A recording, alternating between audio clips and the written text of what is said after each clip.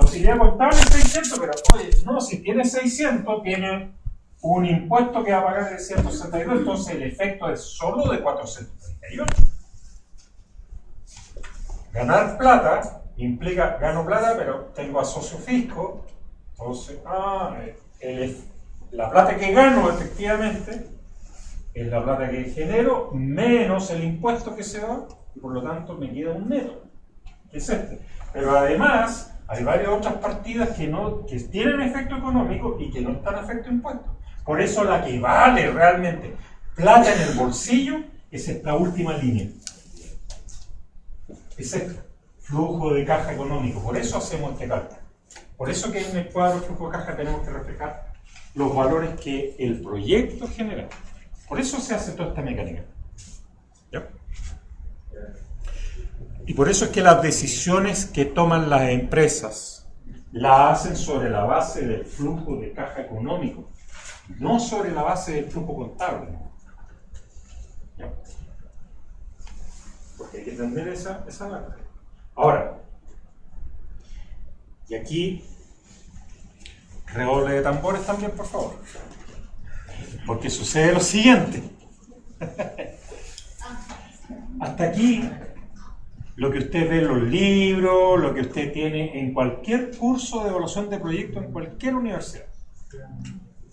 Porque esto es lo válido para la evaluación de proyectos que usted hace en calidad de empleado.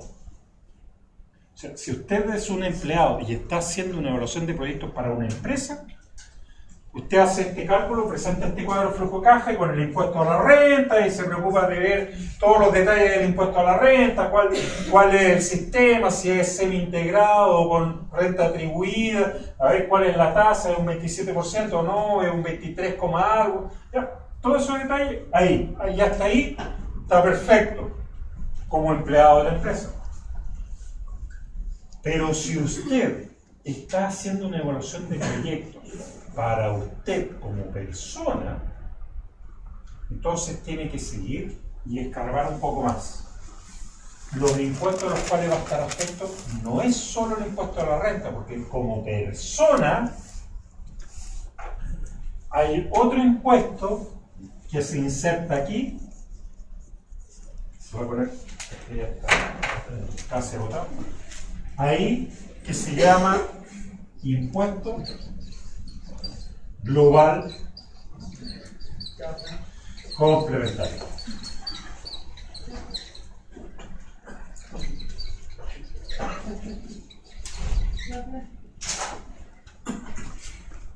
El impuesto global complementario afecta a las personas nada más. Las personas aquí en Chile, cuando hacemos nuestra declaración de impuestos año tras año, en abril, en el mismo formulario estamos haciendo la declaración de impuestos a la renta y a continuación enseguida en el mismo formulario viene el impuesto global complementario. Y para el impuesto global complementario, el impuesto a la renta actúa como un crédito. O sea, para que no haya un impuesto sobre impuesto, se calcula el impuesto global complementario y a ese impuesto global complementario se le resta el impuesto a la renta que tenga. Entonces, pasa a ser importante el hecho de que, ok, si usted evalúa un proyecto para usted, persona, y ojo que usted está estudiando, independiente de la carrera que esté, usted está estudiando una carrera de administración y usted es la persona que tiene que manejar bien esta parte de las lucas. Pero le digo que esto que le voy a contar ahora, kinesiólogos, enfermeras, periodistas, abogados, todos los profesionales del área humanista o de la salud que se dedican al ejercicio libre de la profesión, esto lo tienen súper claro porque lo aprenden por las malas cuando hacen la declaración de impuestos.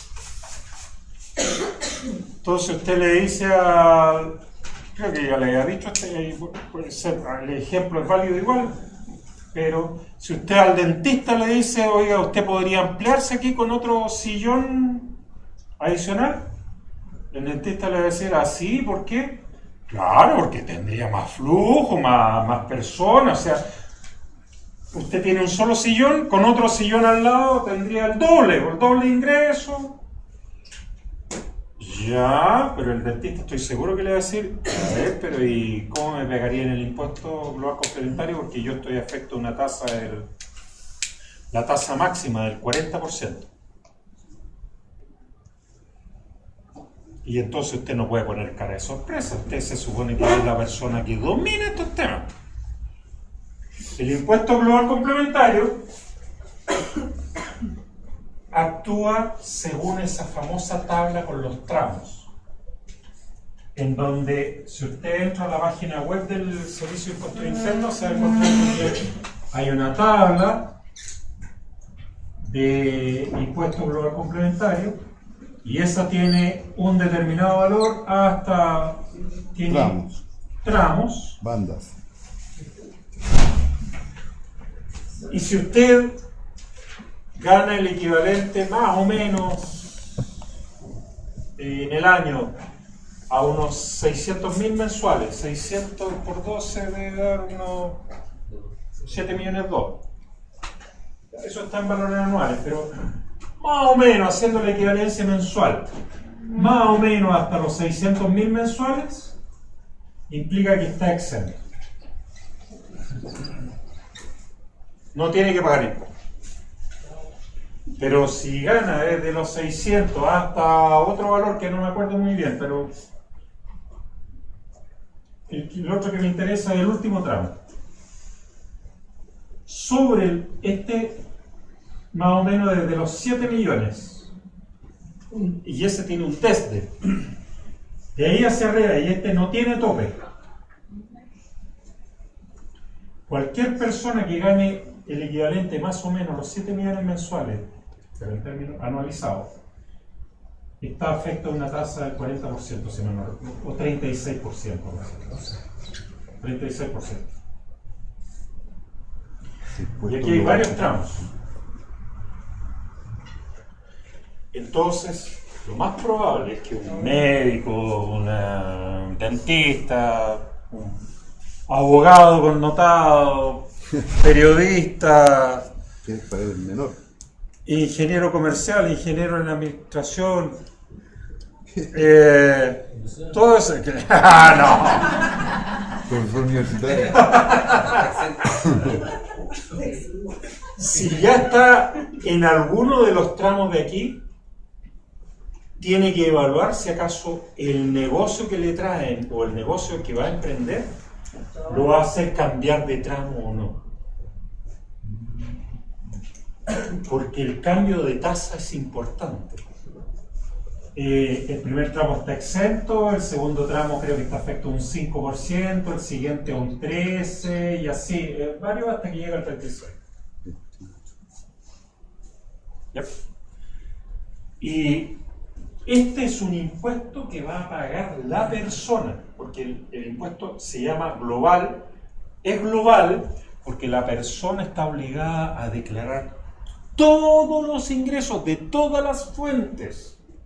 Por eso que usted en su formulario le preguntan por si acaso tiene arriendo, propiedades en arriendo, si acaso tiene acciones, bonos, debentures, cualquier valor, toda su fuente de ingresos.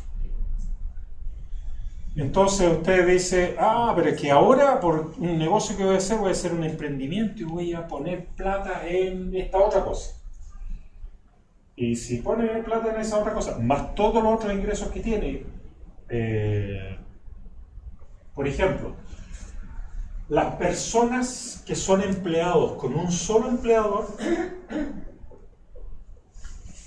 esta tabla de ingresos está calculada de tal forma de que si teniendo un solo empleador, todos los meses le descuentan por concepto de impuesto a la renta, de manera tal de que al final del año calza exactamente lo que le descontaron mensualmente con el impuesto que tenía que pagar. Y por lo tanto en abril no es necesario que haga la declaración de impuestos, porque ya quedó todo pagado.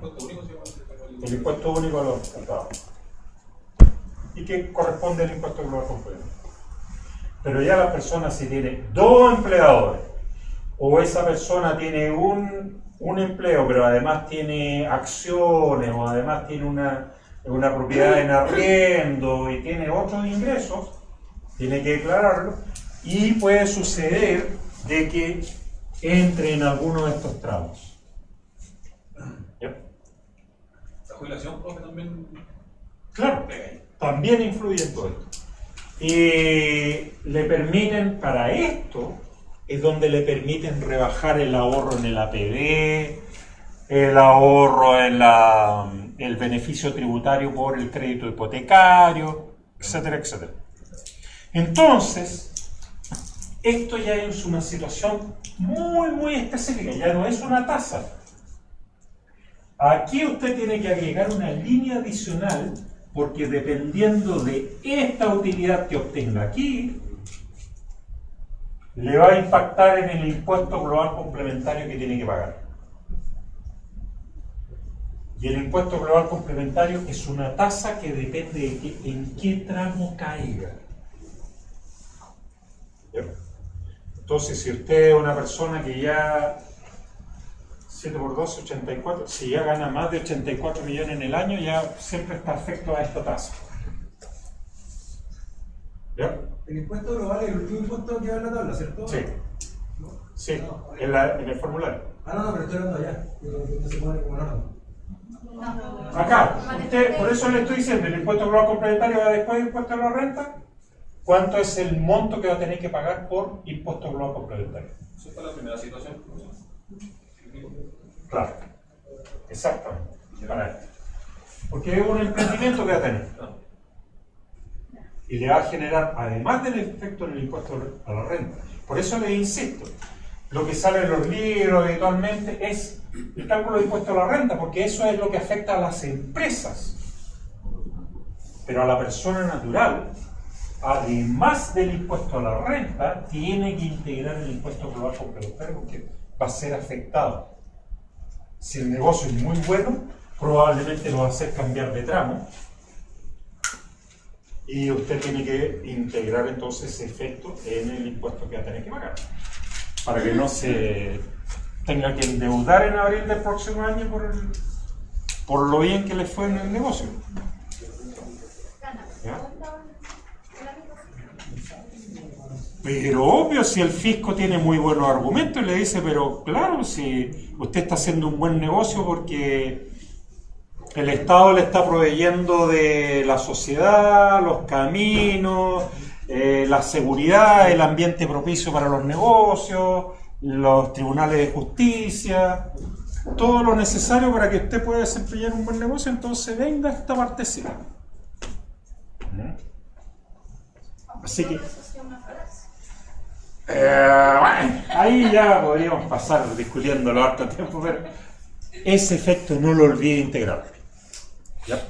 Eso no lo va a ver probablemente en ningún libro. Profe, Dígame. dado que en el mundo que vivimos hoy día, por ejemplo, yo tengo un seguro contra tercero, contra robo, qué sé yo, y a mí se me meten a robar en la empresa. ¿Correcto? Y me roban X cantidad de bienes. Sí. ¿Eso yo lo puedo declarar en el fisco, qué sé yo, como pérdida? ¿Hay alguna Hay varias condicionantes para eso. De partida, para poder registrarlo tiene que ser una empresa con contabilidad completa. Tiene que tener un régimen tributario que sea una contabilidad completa, porque fisco también no se complique y dice, mire, si usted es un contribuyente pequeño, no se preocupe y hagámoslo todo en términos globales. Le voy a calcular impuestos sobre las ventas, no lleve contabilidad completa, no se preocupe. Y eso es para los contribuyentes pequeños, para las empresas que tienen... las IRL? Por ejemplo, pero a veces una IRL o a veces hay personas naturales que llegan a tener negocios de mucho movimiento. ¿Hasta cuánto pasa una empresa pequeña? ¿Cuándo pasa cuánto? No me acuerdo exactamente el monto, no me estaría carrileando, no Pyme. me acuerdo. Pero hay que entrar ahí a la página web del Servicio de Impuesto Interno y Pero lo no lo medían por número de trabajadores o eso en otro aspecto. No, en otros aspectos. No, en otros aspectos. Para lo tributario normalmente suele ser cifra de ventas. ¿Sí, por facturación? Claro, eso por la facturación. Entonces, si una empresa con contabilidad completa, ahí tiene que poder registrar y también tiene que cumplir ciertos formalismos para declarar un robo, la merma. Todo eso que a usted se le... porque tiene que registrar todo el efecto. Pero tiene que haber ciertas condiciones, o sea, tiene que entregar en la documentación la denuncia a Carabineros, lo del seguro, etcétera, etcétera. Toda esa documentación tiene que entregarla ahí como respaldo. Entonces, no es algo tan automático, hay que verlo caso a caso. Profe, le pregunto. Vuelvo a insistir. Hay que hacer un curso de tributaria como para tener eso bien clarito. Diga. El ingreso puede venir de una remesa exterior, por ejemplo. Sí, por supuesto, sí, también. Fisco le dice a usted en la ley de impuesto a la renta, usted Eso. tiene que declarar Todo. todos los ingresos. Independiente. Oiga, fue una herencia, fue un amigo que me lo regaló, viene desde fuera. Una inversión lo que exterior. sea. Un inversionista exterior. Claro, también, pero. Y ahí viene, de todas maneras, la legalidad o bajo el amparo de qué concepto entra el aporte desde el exterior. Antiguamente existió durante mucho tiempo y fue anulado, de hecho, en la última reforma tributaria. Sí. Está un decreto ley 600, si mal no recuerdo el número. Muchas inversiones se hacían al amparo de esa ley porque tenía un tratamiento tributario bastante Claro. favorable. Claro. Hoy día eso ya está eliminado y entonces de partida, vuelvo a insistir, sí, el experto en tributaria le puede sugerir, oiga, ¿sabe qué? Hagamos este ingreso pero hágalo como un aumento de capital y va a pagar determinado impuesto. Claro. O ingréselo como un préstamo. O Una ingréselo herencia, de, una qué sé yo, como diversos... Un bien raíz heredado, por ejemplo. Claro. Una herencia. Por ejemplo, claro. Sí. Ahí tiene, o sea, todos estos conocimientos son piezas de Lego. Lo que se puede construir son múltiples, infinitas figuras con esto. Pero el objetivo siempre va a ser pagar el mínimo menor impuesto impuesto posible. global posible. Claro, Eso ahora va a ser. mi recomendación El impuesto a claramente... la renta posible, antes que el global, porque del global no se puede arrancar uno. Sí, mi recomendación de todas maneras es, esto hay que hacerlo dentro de la legalidad. No se supone. Sí, claro. No. Siempre dentro de la legalidad. Pero si usted, por ejemplo, es de las personas que cuando le toca hacer su declaración de impuesto a la renta, llega y toma la propuesta de impuesto interno y dice, esto es lo que me pone, y le da clic, es porque usted se está poniendo ahí como cordero, está amarrado de pie y mano y está poniendo el cuello. Pero si usted revisa, pues probablemente dentro de lo legal siempre se pueden hacer varios ajustes y considerar elementos que la ley misma autoriza. Ya. Yo cuando se lo me dio miedo. Otro impuesto. Ok, ahora, y este es el último ítem que necesitamos ver ahora y que es importante para la evaluación. Ya algo de esto les había adelantado, pero es para indicarles qué es lo que pasa. Otros impuestos, y aquí vamos a estar viendo fundamentalmente impuestos indirectos. Todos los impuestos directos, o sea, aquellos que se calculan sobre la base de la utilidad, van a tener que ir en esta línea, aquí, dentro de los impuestos. ¿Ya? Esos son los impuestos indirectos, directos. Pero ahora, ya, listo eso, ahora vamos a ver otro tipo de impuestos, los impuestos indirectos.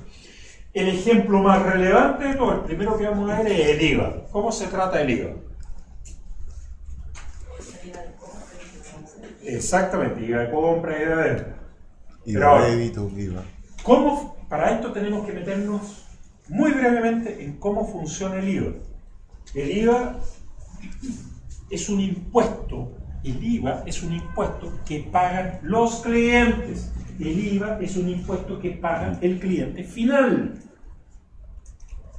Eso, por favor, hay que entenderlo muy claramente y no olvidarlo nunca. El IVA es un impuesto que paga el cliente final. El esquema es que usted puede tener un productor. El productor le vende a un mayorista. El mayorista le vende a un minorista. Y el minorista le vende al cliente final.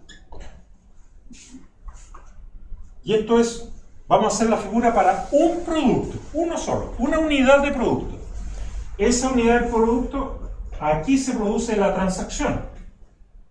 El productor lo vende, valor neto, 1.000 pesos. Y a esto tiene que sumarle el IVA, o sea, 190 pesos.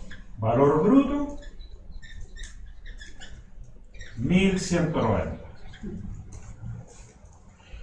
La misma unidad de producto, el mayorista se lo vende al minorista ahora a 2.000 pesos. Por lo tanto, el IVA va a ser 380 pesos. Total, valor bruto, 2.380. El minorista que ya tiene el producto, porque eso pagó entonces, ahora el minorista se lo vende al cliente. Se lo vende a 5.000 pesos. El 19% sería 0,545, 5,146. 900 pesos. ¿Ah? 900 pesos. ¿900? 950. 950 daría. 5 por 9,45. 4, 5 por 1. 950. Gracias. 5.950. Valor bruto. Esa es la figura. Una unidad, ese valor tendría. Entonces, por favor, recuerde, siempre tiene que ocupar, y usted quiere reflejar en el cuadro de flujo de caja, el movimiento económico que genera el proyecto. Entonces, la gran mayoría de los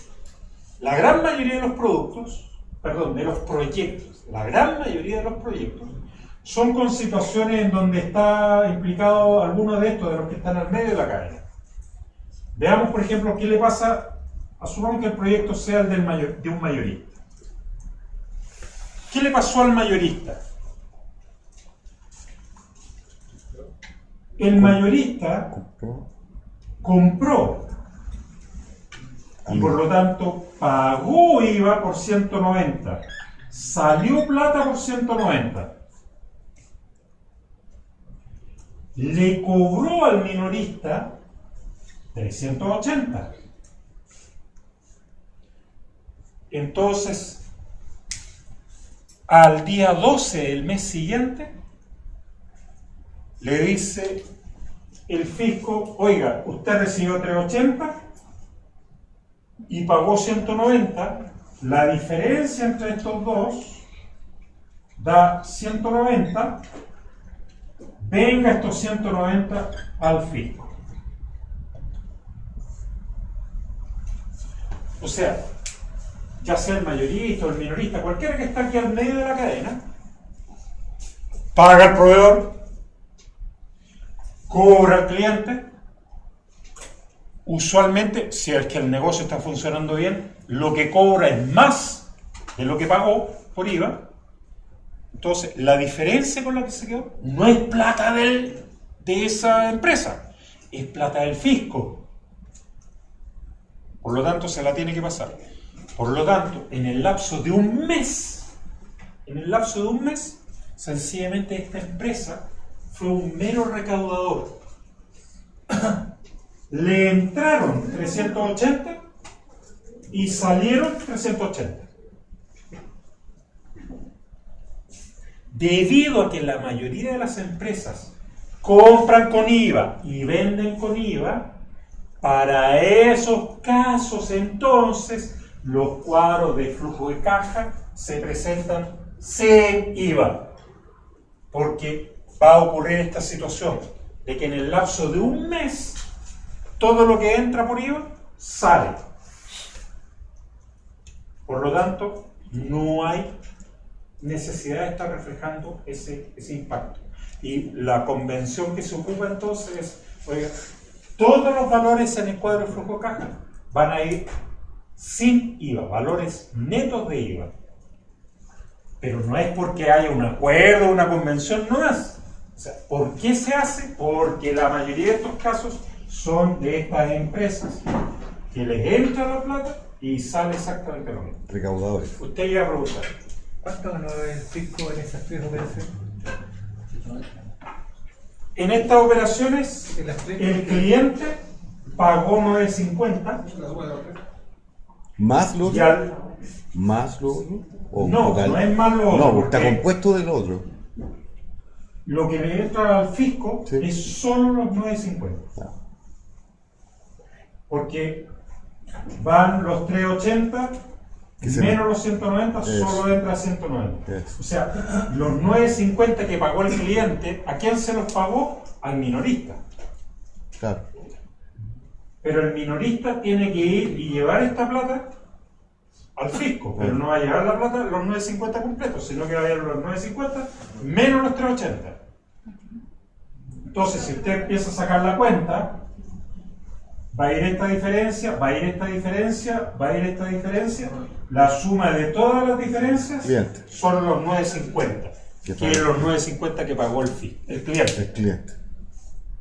Entonces, todas las empresas que están aquí al medio de la cadena son meros recaudadores de IVA de una plata que el fisco le está cobrando al cliente. Entonces, por eso que es tan grave para que una empresa se quede con la plata del IVA, porque está robando plata que nunca fue de la empresa. Es plata que el cliente le está pagando al fisco y la empresa está participando ahí en medio de la cadena, ¿no? ¿Ya? Por eso que el IVA no constituye costo.